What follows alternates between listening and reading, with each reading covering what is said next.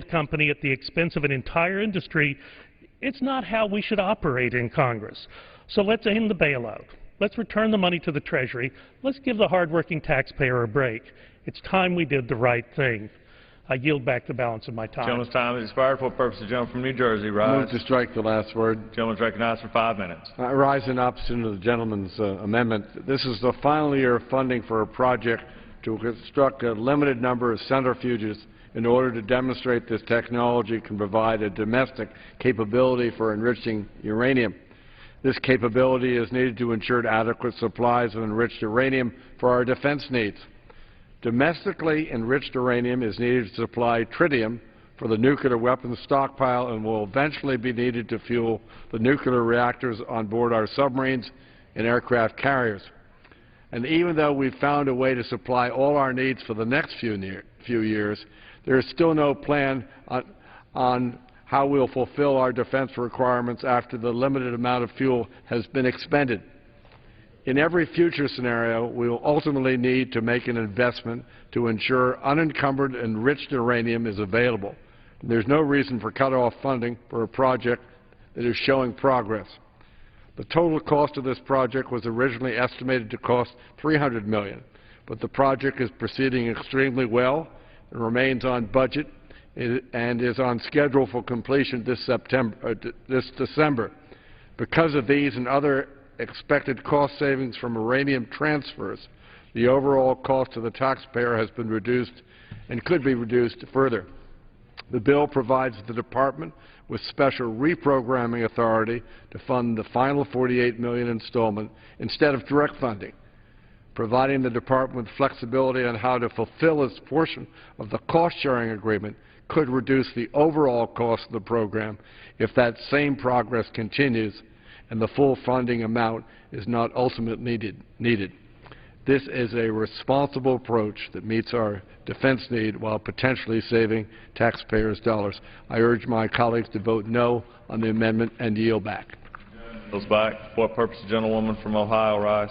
I move to strike the requisite number of words. The gentlewoman is recognized for 5 minutes. Yes, Mr. Chairman, I rise in opposition to the amendment offered by our distinguished colleague, the gentleman from Texas. First of all, the American Centrifuge Project is the only source of domestic enriched uranium, the only source. I think that's important for us to understand. America's fighting for its manufacturing future on many fronts, including this one. And one needs enriched uranium in order to make tritium. Tritium is essential for our nuclear weapons complex, and enriched uranium is necessary for commercial operations. So this single facility is really important because our country is running out of what we would call U.S. flag material, a material that can be used for these distinct purposes. As Chairman Frelinghuysen has said, this program is currently on schedule and within budget. That is in stark contrast to some of the other programs that we've been trying to get control of in our subcommittee. And while foreign-owned facilities exist, and there are some in this chamber who represent those facilities, there is a true need for a domestic supplier. The program in question was proposed by the Department of Energy to meet crucial national security and non-proliferation needs, and DOE has certified completion of 2 of the 5 program technical milestones. There are remaining 3, and they're, as the Chairman has said, are scheduled for completion in December and are completely on track. So this is an important program, I would say a essential program to our country, and I urge my colleagues to oppose the amendment, and I yield back my remaining time. Gentlewoman yields back. What purpose does the gentleman? Ohio, rise. I move to strike the last word. Gentleman recognized for 5 minutes. Mr. Chairman, today I rise in strong opposition to the amendment offered by my good friend from Texas. First and foremost, my opposition to this amendment is about national security. Since the 1940s, the United States has had a U.S.-owned and operated uranium enrichment entity in place. This allows the U.S. to control its uranium stockpile, to be a signatory to nuclear weapons treaties and make sure that we do not rely solely on foreign-owned companies for our uranium needs. This amendment would put this streak of nearly 70 years in jeopardy if it were to pass, and would leave the U.S. without any domestic producer of enriched uranium. Now, some will say that we can rely on a foreign-owned company in New Mexico to supply our uranium needs. First, the National Nuclear Security Administration and the Department of State have made it clear that we will never be able to rely on a foreign-owned company for our nuclear weapon triggers, to fuel our nuclear military fleet, or for any other national security purpose. Period. End of story. Even if we could rely on a foreign-owned company for these purposes, I have serious concerns about this company. This company in question is the former employer of A.Q. Khan, the man responsible for giving away nuclear secrets to North Korea, Iran, and Pakistan. The company did not have the controls in place to safeguard their secrets. As we now know, Pandora's box was opened because of A.Q. Khan and the lack of oversight of this company. How can we now consider giving them sole control of our country's uranium enrichment process? This would put our national security at risk if we ever changed our laws to allow foreign-owned outsourcing of uranium enrichment. Furthermore, if this amendment passes, it will likely cost the taxpayers billions more in the long run. The United States Enrichment Corporation is a publicly owned corporation that has invested and will invest billions of private sector money into developing new and improved enrichment technology. If USEC is not able to finish their research program and goes belly up, the federal government will be forced to start a new enrichment program from scratch and spend hundreds of millions, if not billions of dollars to start up its own uranium enrichment program. So we can either spend $40+ million now and leverage billions of dollars of private investment, or we can be here a year from now appropriating billions of dollars more. I'll take $40 million today over billions of dollars tomorrow any day. In addition, the taxpayer is protected from failure of this research program. The Department of Energy is both the owner of the intellectual property of the centrifuge machines and even of the machines themselves. So DOE will be able to recoup any taxpayer money that goes into the project, but make no mistake, if this project is stopped, DOE will have to spend billions more of taxpayer money to get the project up to scale as opposed to billions of dollars coming from the private sector. Finally, this amendment, if passed, would be a jobs killer. The American Centrifuge Project currently employs over 1,000 people in multiple states. Furthermore, the project utilizes over 160 American supplier companies in at least 28 states. And all of that would go away if this amendment were to pass. I'd also like to remind my colleagues that a similar amendment was offered last year on the Energy and Water Appropriations Bill with my friend from Texas and the new senator from Massachusetts, Ed Markey. And it was easily defeated because of all of these very same reasons. Nothing has changed in the last year, and I urge all of my colleagues to again defeat this amendment. And with that, I yield back the balance of my time. The gentleman yields back for the purpose of the gentleman from Ohio. Rise. Mr. Chairman, I move to strike the last word. The gentleman is recognized for 5 minutes. I join with the chairman and ranking member, a fellow Ohioan, in opposition to this amendment. I strongly oppose the gentleman from Texas amendment, as it would seriously undermine our national security. Specifically, this amendment would strike a provision providing the Department of Energy with the authority to use existing funds for domestic uranium enrichment technology development. Let me emphasize that there is no direct funding in the bill for the project. The provision simply provides the authority to transfer existing funds from other Department of Energy programs.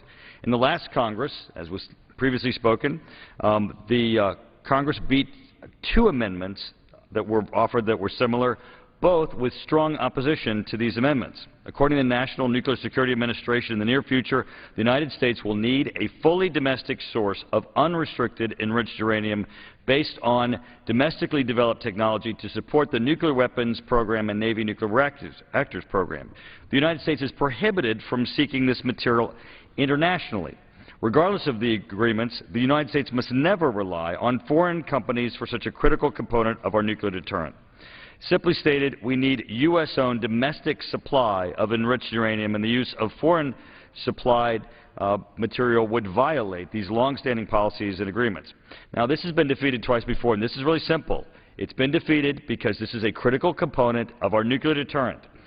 Do we want to depend on foreign, or do we want to have a domestic source? Now, Congress has twice said it would be crazy to jeopardize our nuclear deterrent and rely on foreign sources. So Congress should again, for the third time, defeat this amendment because we need to rely on domestic in protecting the United States nuclear deterrent. I urge my colleagues to once again oppose this amendment. I yield back. Gentleman yields back. For what purposes? Gentleman from Ohio, rise. I move to strike the last word. Gentleman is recognized for 5 minutes. Mr. Chairman, I rise in opposition to this amendment. This funding, which supports our nation's domestic uranium enrichment capabilities, is vital for our national security and our energy security and independence. The RD&D program, located in the American Centrifuge plant in Piketon, Ohio, is the cornerstone for a domestic source of enriched uranium. The American Centrifuge is necessary to support our national defense program needs, including supporting tritium production requirements for the U.S. nuclear stockpile. USEC has received no bailouts. It's inaccurate and misleading to use this politically charged term in connection with an important national and energy security technology. I strongly believe that the American Centrifuge is too important to our nation's national and energy security to abandon now. It's vital that the United States maintain a domestic technology to provide enriched uranium for national security purposes. We must have a U.S.-owned domestic supply of enriched uranium. And with the closure of the 1950s-era Paducah enrichment plant, the American Centrifuge is the only available technology to meet the nation's future national security needs for enriched uranium. Thankfully, we do not have to rely on foreign sources. The RD&D program is within budget and on schedule for completion by December 2013. This funding is not an earmark, as it was included in the budget request, and there is no direct funding in the bill for the project. The provision simply provides the authority to transfer existing funds from other DOE programs. My friend, Dr. Burgess's amendment would remove the final piece of funding needed to complete the RD&D program, shutting down operations and essentially wasting the $200 million that has already been spent. I urge you to support domestic uranium enrichment technology and oppose this amendment. With that, I yield back. The gentleman yields back. The question is on the amendment offered by the gentleman from Texas. Those in favor say aye. Aye. Those opposed, no. In the opinion of the chair, the noes have it. The amendment. The gentleman from Texas. Request the yeas and nays. Request a recorded vote. I do request a recorded vote. Pursuant to Clause 6 of Rule 18, further proceedings on the amendment offered by the gentleman from Texas will be postponed. The clerk will read. Oh, we'll suspend. For what purpose? Gentleman from Texas, rise. Mr. Chairman, I have an amendment at the desk. Please designate the amendment. Amendment number 038. The clerk will report. Amendment offered by Mr. Burgess of Texas, page 30, line 6, strike the colon and all that follows through activities on line 11. The gentleman from Texas is recognized for 5 minutes. Mr. Chairman, this is a continuation of the previous amendment. I was advised by the parliamentarian it had to be split into 2 parts, so not to belabor the issue because of the lateness of the hour. The first amendment that was just voted on will remove the funding. This removes the language from the bill. The words provided that the Secretary of Energy may make available from funds provided under this heading in this act not more than $48 million for the purposes of carrying out domestic and uranium enrichment research, development, and demonstration activities. It's apparently necessary to remove that language as a separate amendment. It could not be included in a single amendment. So this is a continuation of the discussion that we just had. Recognizing the lateness of the hour, I'll yield back the balance of my time. The gentleman yields back for versus the gentleman from New Jersey, rise. I move to strike the last word. The gentleman is recognized for 5 minutes. And following the doctor's lead, for the reasons I opposed his amendment last time, I opposed this one. Yield back. Yield back. The question is on the amendment offered by the gentleman from Texas. Those in favor say aye. Aye. Those opposed, no. No. Opinion of the chair, the noes have it. The gentleman from Texas. Chairman, I request a recorded vote. Recorded vote. Pursuant to Clause 6 of Rule 18, further proceedings on the amendment from the gentleman from Texas will be postponed. For what purpose the gentleman from California rise? I have an amendment at the desk. Clerk will report. Amendment offered by Mr. Garamendi of California, page 30, line 6, after the dollar amount, insert reduced by $1 million, increased by $1 million. The gentleman from California is recognized for 5 minutes. Thank you, Mr. Chairman. The committee has done a considerable amount of work on one of the very expensive facilities we have in the nuclear arena. This is the MOX facility in South Carolina.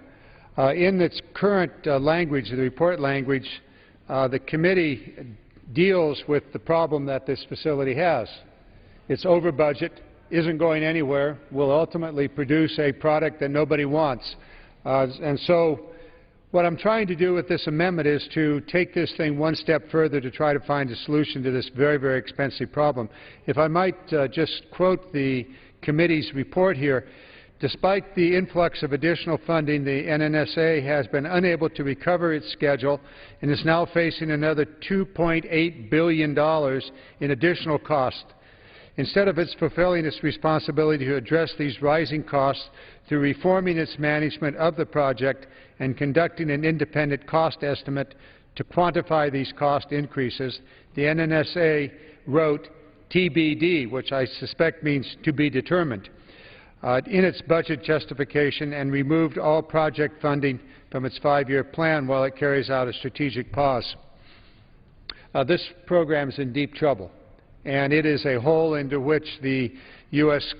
taxpayers continue to pour money. I'm pleased that the committee is taking steps, but I'd like the bill to take an additional step, and that's what this amendment does. Let me explain what it is all about. Technically, the bill takes $1 million from the Defense Nuclear Nonproliferation and reinserts the same amount into that account. This is done in order to avoid a point of order. The legislative intent of the amendment is therefore to remove the $1 million from the funding from the MOX facility at Savannah River Site and then direct the NNSA to instead use these funds for, 1, an independent report to analyze the potential cost-effective alternatives for plutonium disposition, including a detailed assessment of technologically feasible costs, and 2, or B, a study examining whether there are other potential uses for the facilities already built and for the Savannah River Site more generally. While not legally binding, the agency should comply with this legislative intent if this amendment is adopted. The amendment is consistent with an amendment that I authored earlier in the NDAA, and the language would be similar. I would urge the adoption of this. We really need to try to figure out the very best way to deal with this sinkhole of taxpayer money. With that, I will yield back my time. The gentleman yields back. For what purpose the gentleman from New Jersey rise? Move to strike the last word. The gentleman is recognized for 5 minutes. Mr. Chairman, I rise in opposition of the amendment. Our bill supports the most responsible path forward for dealing with this ongoing and troubled project. The National Nuclear Security Administration has stated it is conducting a strategic pause to pursue other alternatives to the MOX plant in light of what are very large cost increases. However, it has not provided any information on what new alternatives are available which have not already been exhaustively considered. While there are considerable and valid concerns about the project's management and cost growth, the United States must fulfill its end of the plutonium disposition agreement, and more delays will only raise costs. It's time for the Department of Energy to fix these issues and get back on track with meeting its commitments.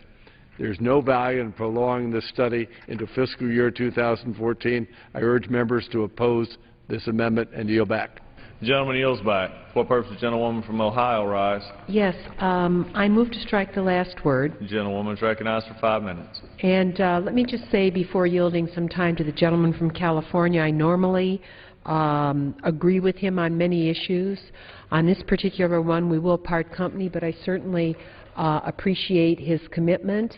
And in the report, we state that we provide no additional funding to continue studying the alternatives to the MOX plant, and the NNSA has not described any alternatives which have not already been exhaustively considered or which are likely to result in any substantial cost savings to justify this pause, particularly with no permanent nuclear waste repository available after the Department's decision to unilaterally terminate Yucca Mountain. So there are reasons for the MOX facility. We have made enormous investment in it. Thousands of jobs are at stake. And I would yield the remaining time to the gentleman, and I'm very sorry that we have to part company on this, but I have the highest respect for you and your work. Well, I appreciate the respect, and you and the chairman have made a very good argument for my amendment, and I thank you for that. My amendment doesn't do anything that you're not already trying to do. It simply gives some more specific direction to the department, specifically to seek outside analysis of the alternatives that might be available. Clearly, the department has not been successful in running this project, and they are not in the process of seeking outside help. They're going to try to do it inside. I think that would be a mistake. There are people out there, are companies, and there are actually researchers outside that can provide that outside view of what's going on. Secondly, there are other ways of dealing with this problem. This is an aqueous process that's being used there, and it simply isn't working. There are other ways of disposing of the plutonium and the highly enriched uranium that are proven to work. I discussed this earlier this day, and we need to study whether that can be used at this facility. We're not talking about jobs, we're actually talking about making this facility work, possibly using a different technology. But we really need to have somebody outside take a look at this whole thing. Both you and the ranking member and the chair have adequately explained why my language should be adopted. I yield back, and I thank you for your time, and I thank you for the committee looking at this thing in a very hard, structured way. It has to be dealt with. The gentleman yields back. The gentleman, lady. I yield back my remaining time. She yields back. The question is on the amendment offered by the gentleman from California. Those in favor say aye. Aye. Those opposed, no. In the opinion of the chair.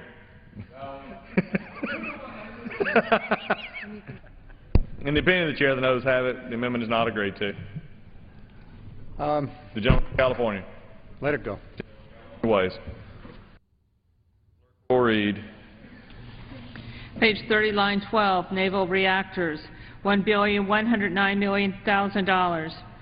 Office of Administrator. For what purpose does the gentleman from New Jersey rise? Mr. Chairman, I ask unanimous consent that the remainder of the bill through page 46, line 15, be considered as read, printed in the record, and open to amendment at any point. Without objection, so ordered. Are there any amendments to the section of to that section of the bill? Mr. Chairman, I have an amendment at the desk. The clerk will report the amendment. We've not reached that point in the reading. The clerk will read. Page 46, line 16, section 311. The Secretary of Energy shall submit to the committees a report which provides an analysis. From New Jersey rise. Mr. Chairman, I have an amendment at the desk. The clerk will report the amendment. Amendment offered by Mr. Frelinghuysen of New Jersey, page 46, beginning on line 16. I ask unanimous consent that it be considered read. Without objection, so ordered. The gentleman is recognized for 5 minutes. Mr. Chairman, this is a non-controversial amendment worked out jointly with the minority and the authorizing committees. It would amend the existing section 311 to require only the report on analysis of the alternatives for major weapons programs to be submitted to both the authorizers and appropriators. This is a change requested by the authorizers, and I'm happy to be able to include it. I ask that this amendment be supported and yield back. The gentleman yields back. The gentleman lady from Ohio. We have no objection. No objection. The gentleman lady yields back. The question is on the amendment offered by the gentleman from New Jersey, and those in favor say aye. Aye. Those opposed, no. Opinion of the chair, the ayes have it. The amendment is agreed to. Clerk will read. Page 48, line 18, Title IV, Independent Agencies, Appalachian Regional Commission, $70,317,000. Defense Nuclear Facilities Safety Board, salaries and expenses, $29,915,000 to remain available until September 30th, 2015. Delta Regional Authority, salaries and expenses, $11,319,000. Denali Commission, $7,396,000. Northern Border Regional Commission, $1,355,000. For what purpose does the gentleman from New Jersey rise? Mr. Chairman, I ask unanimous consent that the remainder of the bill through page 59, line 9, be considered as read, printed in the record, and open to amendment at any point. Without objection, so ordered. Are there any amendments to this section? For what purpose does the gentlelady from Nevada rise? I have an amendment at the desk. The clerk will report. We have not reached that point in the reading. Oh.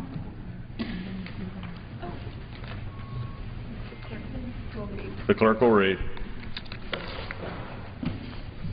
Page 59, line 10, section 509, none of the funds may be used to conduct closure for adjudicatory functions or support activities associated with the Yucca Mountain Geologic Repository license application. For what purpose does the gentlelady from Nevada rise? I have an amendment at the desk. The clerk will report the amendment. Amendment offered by Ms. Titus of Nevada, page 59, lines 10 through 16, strike section 509. Without objection, the gentlelady is recognized for 5 minutes. Thank you, Mr. Chairman. I rise tonight to ask my colleagues to join me in protecting the fiduciary interest of the American taxpayer and preserving the safety of my constituents in southern Nevada, as well as all those who live along the proposed route for Yucca Mountain waste. My amendment would remove misguided language included in this bill that injects politics into a very serious and consequential debate surrounding the issue of nuclear waste disposal. This amendment would simply strike the language including in the bill that tries to restart the failed Yucca Mountain project by prohibiting the DOE from moving forward with plans to close Yucca Mountain and develop proposals for its alternative use. When the Department of Energy made the correct decision to put an end to the misguided Yucca Mountain project in 2010, they did so after decades of debate with nothing to show for it except for $15 billion wasted and a big hole in the ground. According to the Government Accountability Office, had the project been completed, it would have cost more than $80 billion. Those figures don't even take into account the cost of transporting 75,000 metric tons of highly radioactive nuclear waste thousands of miles across the country through nearly every state in the Union. Now, this waste wouldn't just magically appear in Nevada. It would travel through many of your congressional districts, through backyards all across the country near schools, homes, parks, and businesses. Nor does this enormous cost figure account for the significant security expenditures required to protect the contents of Yucca Mountain from those seeking to cause our nation harm. Mr. Chairman, if a nun with a pair of bolt cutters was able to break into one of the most secure nuclear facilities in the world, how can we ever expect to protect all of the nation's waste in just one location? And let's not forget that Yucca Mountain is less than 100 miles from one of the nation's largest cities that hosts more than 40 million visitors a year. In January of 2012, the Department of Energy's bipartisan Blue Ribbon Commission on America's Nuclear Future, led by former Congressman and 9/11 Commission Vice Chairman Lee Hamilton and former National Security Advisor Lieutenant General Brent Scowcroft, stated in its final report, and I'm quoting, "The need for a new strategy is urgent." The key concept here is new. But instead, this bill tries to turn back the clock, back to an old, flawed strategy. It's Groundhog Day here in the United States House of Representatives. On the subject of Yucca, Congressman Hamilton stated, nuclear waste storage at Yucca Mountain is not an option. General Scowcroft said the Commission should look forward, not back. Well, it appears that that message didn't make its way all the way up the steps of the Capitol, and some members of Congress have not gotten the message that Yucca is dead. We cannot continue to throw good money after bad ideas and go down the same failed path that Congress put us on when politics targeted the people of Nevada in the development of the Yucca Mountain project decades ago. Although I don't agree with everything that's included in the bill, I applaud the bipartisan group of senators who have introduced legislation to enact the recommendations of the Commission and have an actual debate that doesn't target communities like Nevada. So I urge my colleagues to join me in support of this amendment. It's time to have a serious debate over the safe disposal of the nation's nuclear waste and develop an alternative plan that doesn't throw away billions of taxpayer dollars, endanger citizen safety, or threaten economic development projects in southern Nevada. I yield back. It yields back for purposes. The gentleman from New Jersey rise. Move to strike the last word. Gentleman's recognized for 5 minutes. Mr. Chairman, I rise to oppose the gentlewoman's amendment. The House has repeatedly had overwhelming votes in support of continuing the Yucca Mountain repository. The language that this amendment would strike we have been carrying for years as a way to keep the will of the House alive, and the American people support what we're doing. I urge a no vote on this amendment and yield back. The gentleman yields back. The question is on the amendment offered by the gentlewoman from Nevada. Those in favor say aye. Those opposed, no. In the opinion of the chair, the noes have it. Gentlelady from Nevada. Request a recorded vote. Pursuant to Clause 6, Rule 18, further proceedings on the amendment offered by the gentlewoman from Nevada will be postponed. Clerk will read. Page 59, line 17, Section 510, the Commissioner shall submit to the committees a comprehensive report compiled in conjunction with the Government Accountability Office. Section 511, it is the sense of the Congress that the Congress should not pass any legislation that authorizes spending cuts that would increase poverty. Spending Reduction Account, Section 512, the amount by which the applicable allocation of new budget authority made by the Committee on Appropriations is $0. Chairman. For what purpose the gentleman from New Jersey rise? Mr. Chairman, I move that the House now do rise. The committee do rise. Committee rise. No, you had it right. The question is on the motion that the committee rise. All those in favor say aye. All those opposed, no. The ayes have it. The motion is adopted. Accordingly, the committee rises.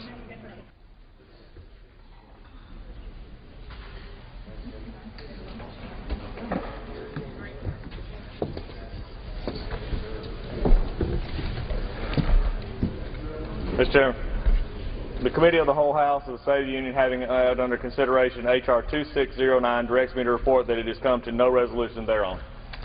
The Chair of the Committee of the Whole House on the State of the Union reports that the committee has had under consideration H.R. 2609 and has come to no resolution thereon.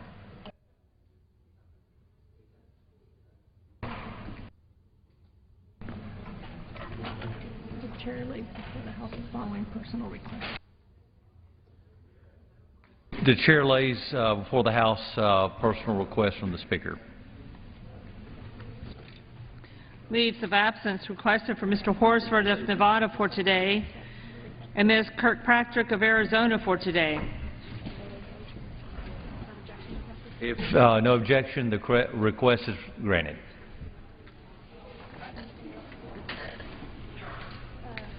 For what purpose does the gentleman from New Jersey seek recognition? Mr. Chairman, I move For that what the House, purpose did the gentleman from New Jersey seek I move that recognition? the House now do adjourn.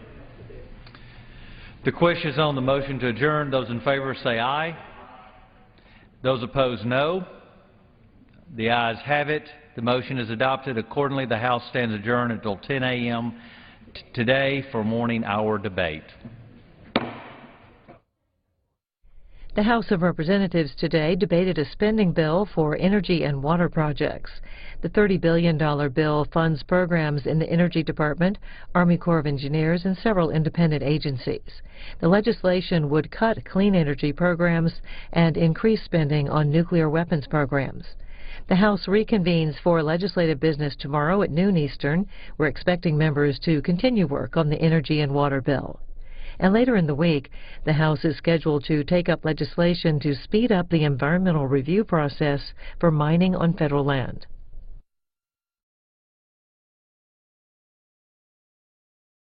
Zach Coleman.